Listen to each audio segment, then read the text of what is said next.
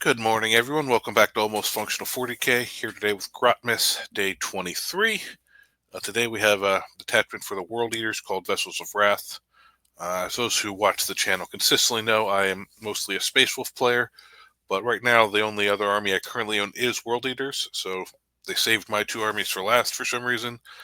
I'm actually really excited to see what's in this detachment. So let's go ahead and hop right into it.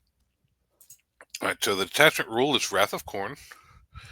At the start of the battle round, after activating Blessings of Khorne, you can select one or more models from your army from those listed below, including models that are embarked in transports. World Leaders characters, excluding Epic Heroes, 8-bound Champion, Exalted 8-bound Champion, Khorne Berserker Champion, World Eaters Terminator Champion. You can select the same type of model multiple times. The maximum number of models you can select depends on the battle size. So for tournament play, it's going to be 3 models. Until the end of the battle round, each of those models has the Vessel of Wrath keyword.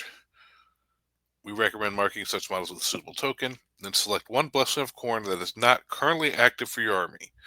Till the end of the battle round, the Blessing of Khorne is active for Vessel of Wrath units from your army, in addition to any other that are active for your army. Oh, wow. That's really good, I think. I think that's really, really good, honestly. Then enhancements, we have Arch Slaughterer.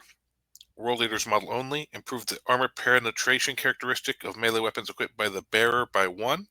While the bearer is a Vessel of Wrath, improve the damage characteristics of those weapons by 1 as well. Alright, so plus 1 AP, and if they're Vessel of Wrath, plus 1 damage. Alright, we have Vox Diabolus.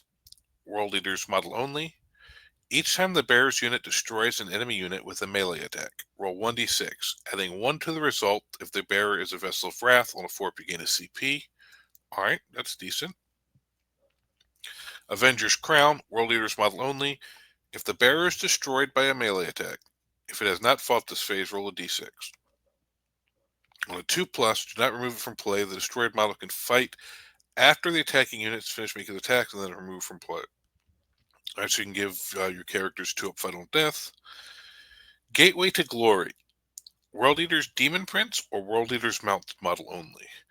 Each time the bearer makes a normal, advance, or charge move, it can move horizontally through models and terrain features. When doing so, it can move within engagement range of such models, but cannot end a normal or advanced move within engagement range of them. Alright, so basically you can just warp through stuff for your Demon Princes and basically like Lord Invocatus and stuff. Alright, that's not horrible. Especially if Lord Invocatus attached to like an infantry unit or something. You can run them through the walls and he can go right with them. Alright, we have Aspire to Infamy is the first stratagem. Fight phase. 1 Khorne Berserker or Jackal's unit for your army that has not been selected to fight this phase and is within 8 inches of one or more friendly World Eaters character models. Until the end of the phase, improve the strength and AP characteristic of melee weapons equipped by non-character models in your unit by 1. Alright, that's solid. Punish the Craven. Your opponent's movement phase just after an enemy unit, excluding monsters and vehicles, is selected to fall back. 1 World Eaters Infantry or 1 World Eaters Demon Prince unit from your army within engagement range of that enemy unit. When that enemy unit falls back, all models in that enemy unit must take a Desperate Escape test. When doing so, if your unit is a Vessel of Wrath, subtract 1 from those tests. Alright, just force people to take Desperate Escape tests. Overshadowed by None. Fight phase. 1 World Eaters Infantry, World Eaters Mounted, or World Eaters Demon Prince unit from your army that has not been selected to fight this phase. Until the end of the phase, each time a model unit makes an attack that targets a monster or vehicle unit, you can reroll a wound roll. Okay, that's good. Meet Force with Force. Your opponent's shooting phase just after an enemy unit has shot. 1 World Eaters Infantry, World Eaters Mounted, or World Eaters Demon Prince unit from your army that lost 1 or more wounds as a result of this attack. Your unit can make a Blood Surge move. To do so, roll 1d6. Models in your unit can move a number of inches up to the result, but your unit must end that move as close as possible to the closest enemy unit. When doing so, those models can be moved within engagement range of that enemy unit. If your unit is a Khorne Berserker or Vessel of Wrath unit, you can reroll the d6 to determine how far your unit can move. Alright, so you can Blood Surge and do it and reroll the d6. You are limited to one Blood Surge per turn now, so I believe Corn Berserkers already have Blood Surge. So this, you would just spend 1 CP if you wanted a chance to re-roll the d6, it looks like. But you have to do it before the roll. So that's, I guess it was a really, really important when you do that. Then we have Gory Dedication. Fight phase just after a World Eater's unit from your army has fought. If one or more enemy models were destroyed as a result of those attacks, that unit, select one objective marker you control that your unit is within range of. That objective marker remains under your control until your opponent's level of control over that objective marker is greater than yours at the end of the phase. All right, so if your unit's within range of an objective marker and kills at least one enemy model, you make it sticky. Brazen Contempt. Your opponent's shooting phase just after an enemy unit has selected its targets. One World Eater's unit from your army that was selected as the target of one or more of the attacking unit's attacks.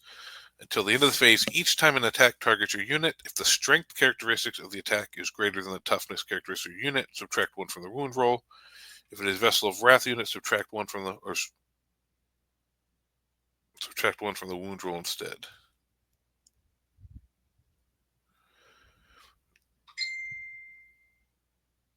Oh, I guess if it's a Vessel of Wrath, you just subtract 1 from the wound, whether the strength is higher than the toughness or not.